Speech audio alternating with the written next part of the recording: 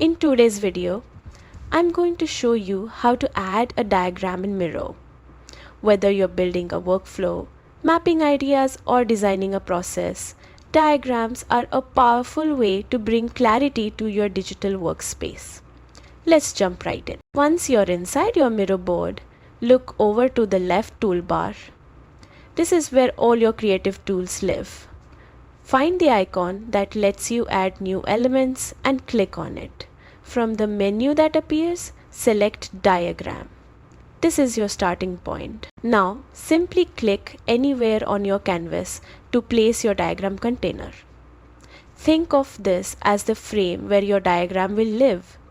You can move or resize it later depending on your layout. Next, let's move into focus mode. This mode gives you a clean, distraction-free workspace to design your diagram in detail.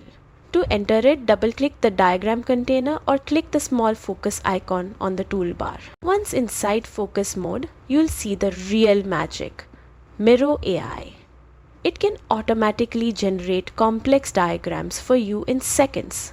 Click Create with AI and you'll be prompted to select the type of diagram you want, whether it's a flowchart, mind map, entity relationship diagram, or even UML class or sequence diagram. After choosing your type, just describe what you want, for example, e-commerce checkout process, and hit Generate Diagram. Miro AI will instantly create a polished professional diagram tailored to your description. And that's it. Your diagram is now ready and beautifully integrated into your Miro board.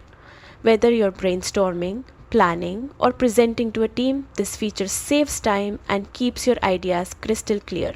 If you found this guide helpful, don't forget to like, subscribe, and drop a comment below.